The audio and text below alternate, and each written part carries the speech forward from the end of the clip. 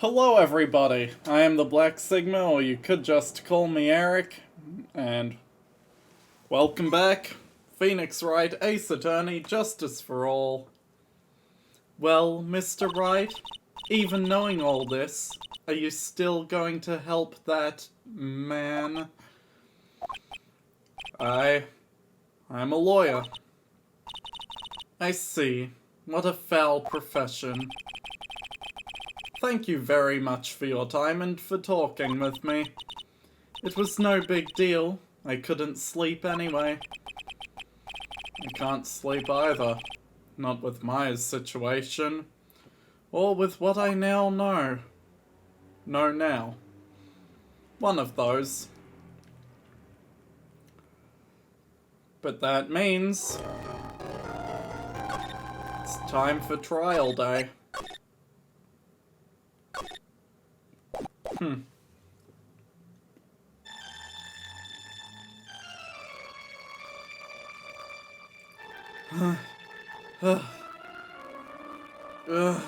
How did I get into this mess?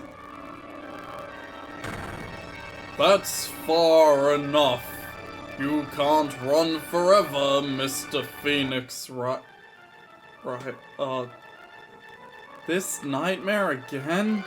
What have I done wrong? I cannot allow you to go on like this. But I'm just a simple defense attorney.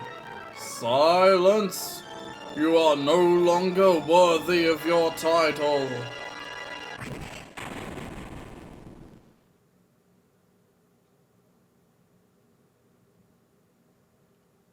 I've had this dream before. Someplace, some time ago. As if this day was written into my destiny. Today I'll stand in court as a lawyer to prove a killer innocent.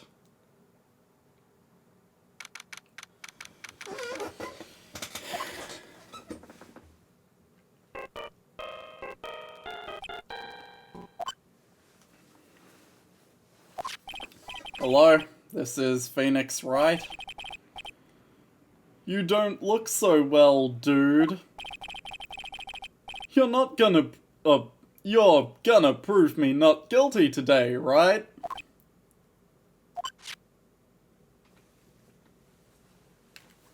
Huh. So... if you please, Mr. Lawyer. Remember, it's not just me. Your precious friend's life is riding on today's verdict, too. Now listen up, you'd better get Engarde a guilty sentence, okay? If you get that creepy slime bag and not guilty, I'll never forgive you. Ever. Maya...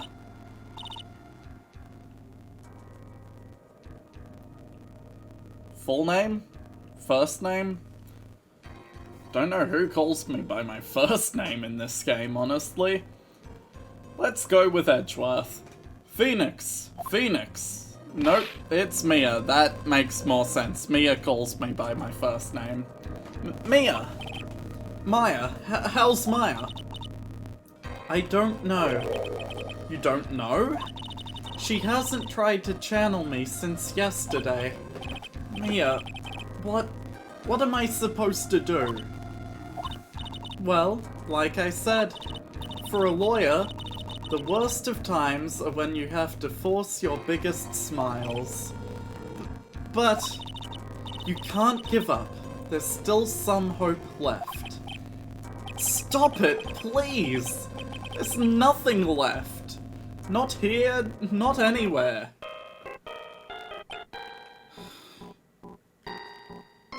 I swear on God, if it's you again.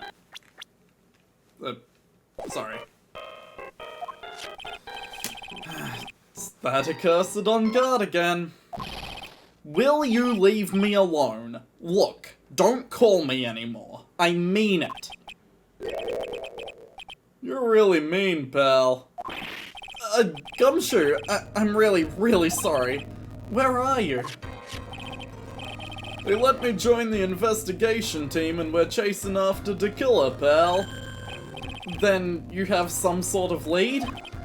Sorry, but right now we've got 0 leads on the guy. But we're not gonna give up. Come sure. Until the trial is over, until the verdict is handed down, we're gonna do everything we can and find the killer. If we can get Maya out, then you can get Engarde the guilty verdict he deserves, pal. That's true. I could do that if they found Maya first. You got that? So you have to do whatever you can to make the trial last longer. You have to make the trial last longer. If you go at Mr. Edgeworth with everything you've got, then you two can draw it out. Oh, now I get it. I believe in you, pal. You and Mr. Edgeworth can do it. So, believe in us. We're gonna give it all we've got, just like you. Got it. Thanks, Gumshoe. Hey, Phoenix. You understand now, don't you? You have something money will never be able to buy. Friendship. It's the strongest weapon in the world, and you have it in abundance. Yeah. I do have more friends than I give myself credit for. Looks like we're coming to the end. Have to make this trial last as long as I can. Gumshoe will come through. I know it.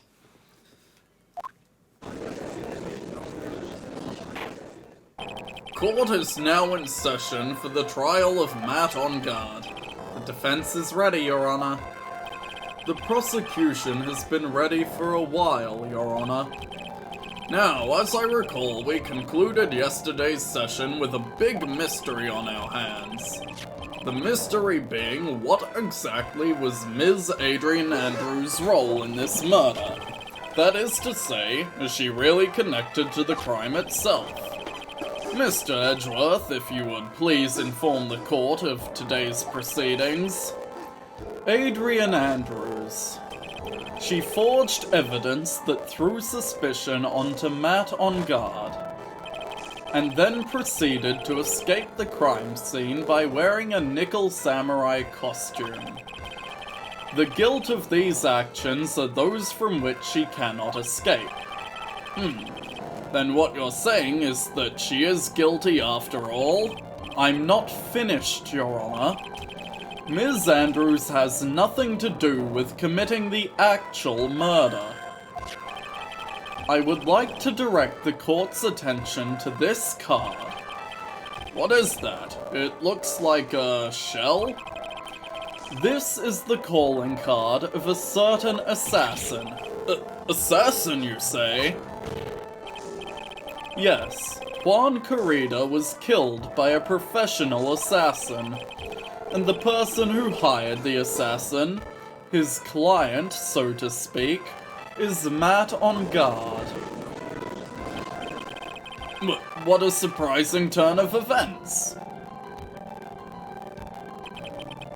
I would think it's become commonplace by now, Your Honor. I know what's going on this time. So I know that everything Edgeworth has said is true this time. But we still have to hold out as long as we can. At least until Maya's safe and sound. Wonder how the trial will turn out today. Now then, please call your first witness, Mr. Edgeworth.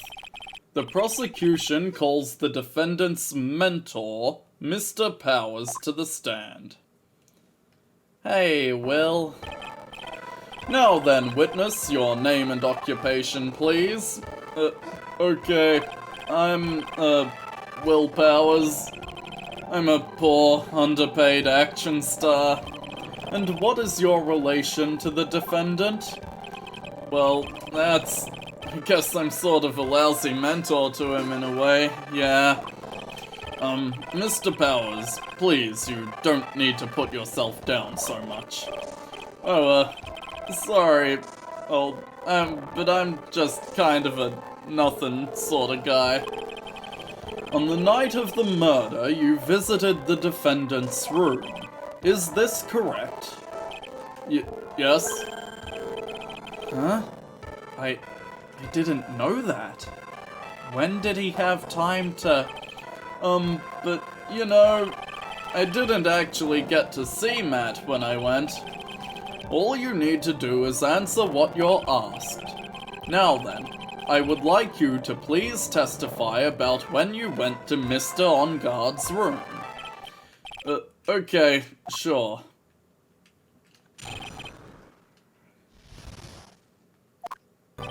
After the award ceremony, I went by myself to Matt's room. Matt was standing there in front of his room, still in his nickel samurai costume. He was talking with someone. First I thought it was the bellboy. I watched the two of them for a while, but then I gave up and went back. I had guests with me that night and I couldn't make them wait for me. Nothing strange about the testimony, and talking with the bellboy's no big deal. If one assumes that the person Mr. Engarde was speaking with was an ordinary bellboy, what are you implying? Well, Mr. Wright, let's have your cross-examination, shall we? Looks like we're in another sticky situation. Huh? A trap. Can't you smell it, Phoenix? But for us to find out more, we're going to have to charge in head first, right? Right. So, first off, you went by yourself to Matt's room. Why? The defendant's room? Why? Well, I'm his mentor, like a big brother sort of. Wanted to say congrats. What's wrong? Why did you stop? Mr. Wright. What is it? You're gonna try to trick me into a corner, aren't you? Huh? I know I'm just a poor underpaid action star, but I'm not the killer. No one said you were, Mr. Powers. No, please, don't trick me. Every time you do your lawyer thing, the witness suddenly turns into the... It's the second game and they're already calling this out. It's the second game. Out of how many in the franchise now? Because there's the original trilogy. I think there might be one more as Phoenix. Then there's the games you play as Apollo. There's the great Ace Attorney about, I don't know, Nick's great-grandpa or something. The Japanese guy who's in England for some reason. Then there's, of course, the first Phoenix Wright game I ever played. The camera. It's too shiny with the light on. Hang on. And now it's kinda dull, but at least you can clearly see Professor Layton versus Phoenix Wright. First Ace Attorney game I ever played. Anyway. Every time. Witness. I will personally talk to the defense at a later time. Please kindly continue with your testimony.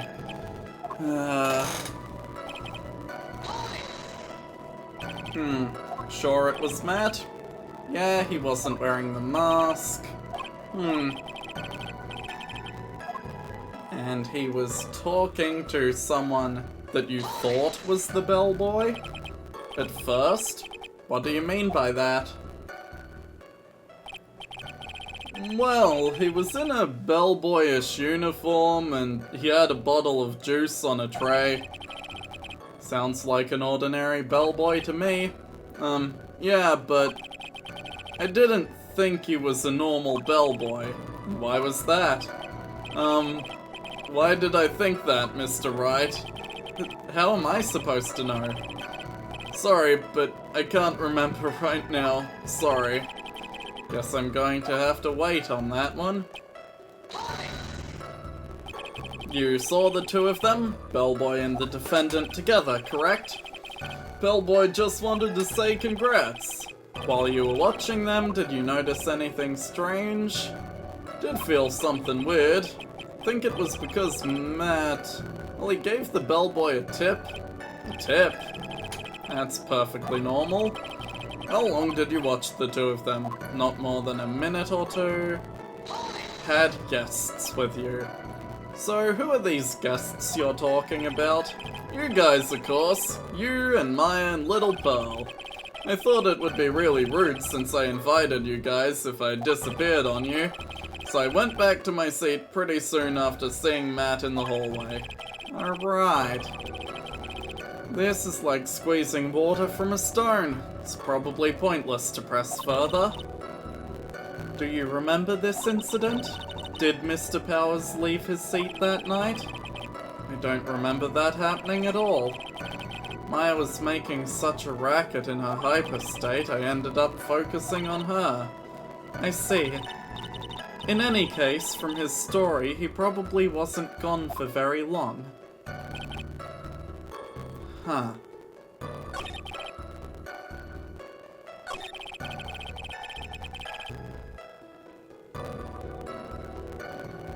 At first, you thought it was the bellboy. Yeah, it's a bit early to be doing that. I tried to present the transmitter because Powers knows that I was talking, or would later have realized it was the kidnapper. Wait. I had to press it a second time? Okay, game, thanks for that. Skipped dialogue. Huh. You said it was weird because he gave the bellboy a tip. Could it be that you felt something strange about the tip-giving incident itself? Ah, yeah, that's it. You really do know your job. Mr. Edgeworth? Yes, Your Honor? This bellboy. He wasn't an ordinary one, was he? Perhaps we should let the witness tell us. Very well. Mr. Powers, please amend your testimony. About the bellboy? Matt gave the bellboy a tip.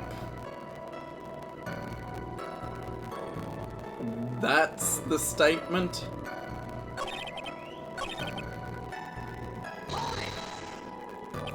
So he gave the bellboy a tip. What's so strange about that?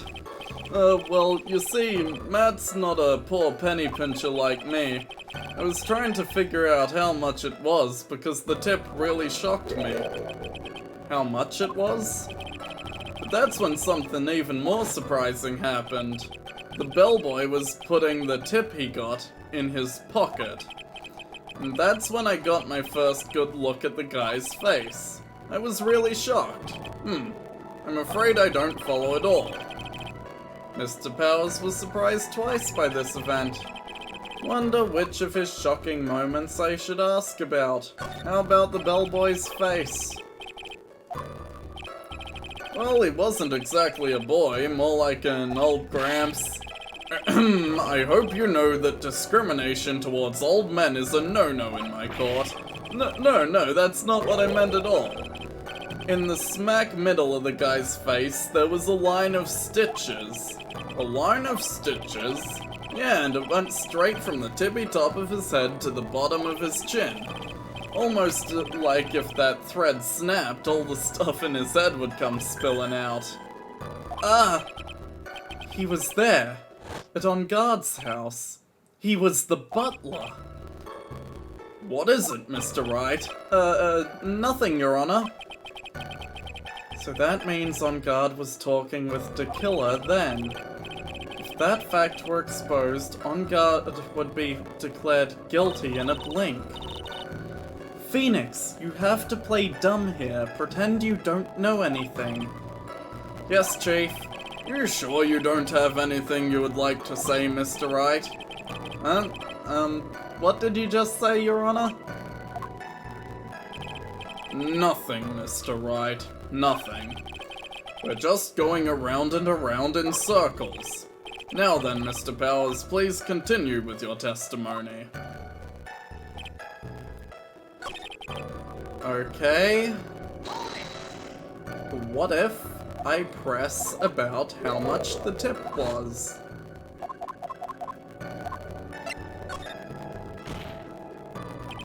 The defendant is a huge star. He can afford to give generous tips, wouldn't you agree? Sure. But giving him that much was maybe a little too much, I think. A little too much?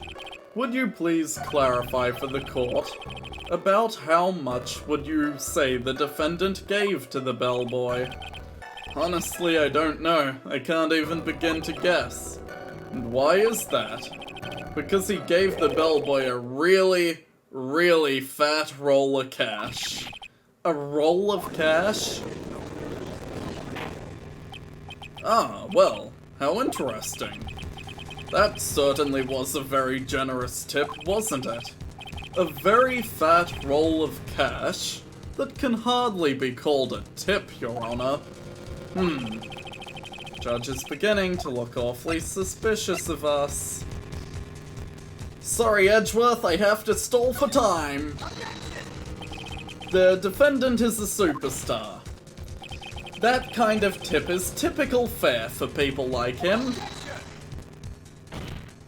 Are you saying that all superstars are super spenders?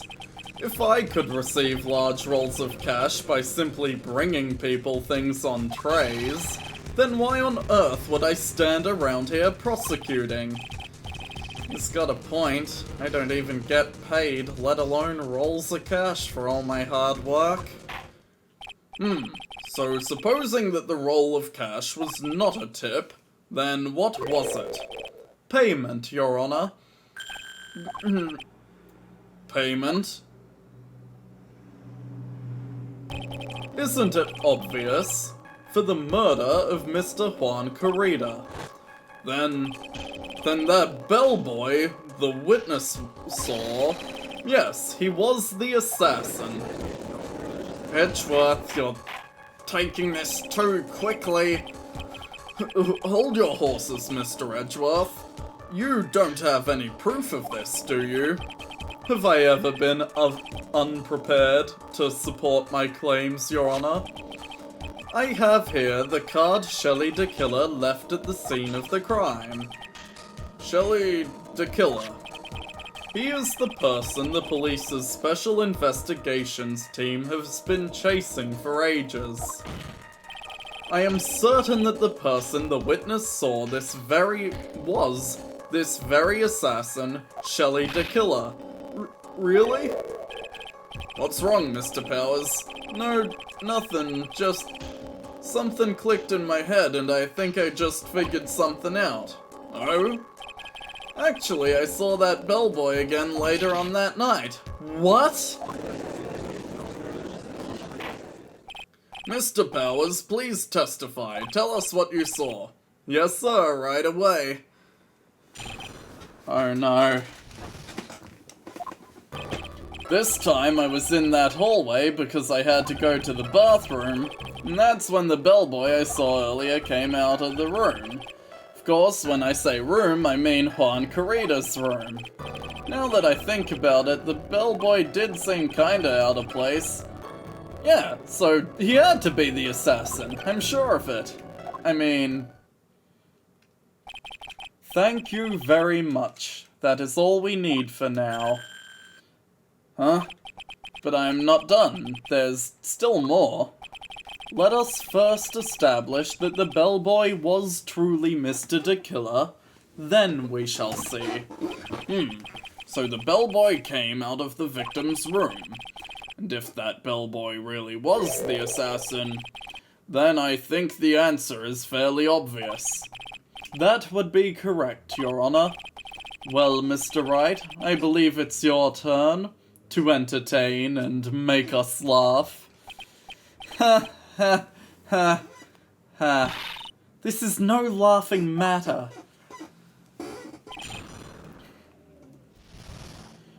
press every statement. Let's go. What time was it? He doesn't remember. Ceremony ended around 8. Went to Matt's room soon after that. Came back, went to the bathroom around 8:10 p.m. Let me double check time of death.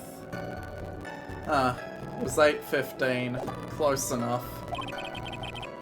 You're not one for details, are you, Mr. Powers? That's when he saw the bellboy came out of the room. Are you sure? How could you tell? Same uniform. Had the same stitches on his face. Same guy that was talking with Matt. Which room did he come out of? Mr. Corrida's. The victim's room, huh? Yeah, the one with the really pretty flowers and teddy bears. It was Vaughn's room, alright. Words cannot describe how screwed I am. Continue with the testimony, shall we?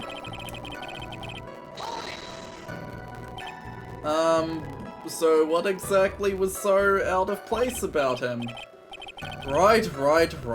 Why the insipid grin? Maybe because I have no idea what damaging thing he's gonna say next? Well, the bellboy was empty-handed. Empty-handed? That bellboy was one of those room service people, right? He wasn't pushing a cart and he wasn't holding a tray either. You'd call that a little strange too, wouldn't you? I agree that it is a bit strange, Mr. Powers. Is it really that unusual for a bellboy to be empty-handed? No, I've got this. There's nothing strange or unusual about an empty-handed bellboy, but there really is. There really isn't. If you two are done being school children, bellboys are for room service. There is no reason for them to be empty-handed, ever. Your Honor, I ask that the witness's previous statement be supplanted with this new one. I see, very well. This court recognizes and grants the prosecution's request. Mr. Powers, if you could amend your testimony, please. But it wasn't that strange. Because, you see, in the photo of the crime, hang on. Whoop. The tray was left in the room with the tomato juice on it.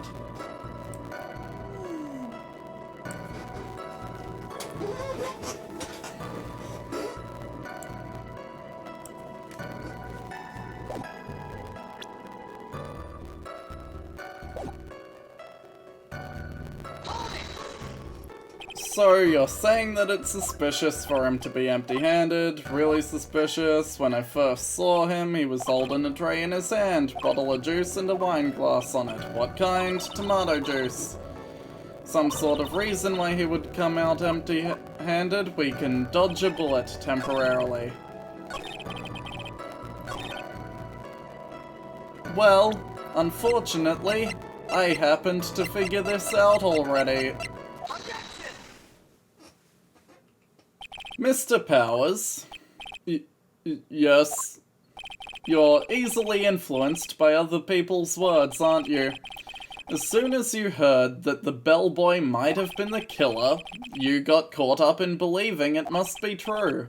But isn't he really suspicious? He's got all those stitches and... So, a baseball has stitches. Are you saying all baseballs are suspicious because they have stitches? Well, there's also, what about him being empty-handed? I would like to ask the court to please take a look here. This is the crime scene. There is a wine glass sitting next to Mr. Corrida's body. The liquid inside this glass is tomato juice. And now if you'd look at what is on the top of that table in the lower right corner, anyone can clearly see that it is a tray with a bottle of tomato juice on it. The bellboy had just brought this to Mr. Corrida's room. He left the tray in the room, which is why he was empty-handed when he left. But that would mean the bellboy had seen and left a dead body in the room. But can you prove that Mr. Corrida was already dead at that time? Mr. Edgeworth? Yes? I blame you for leading me down this route. You will explain yourself in the next episode. Bye.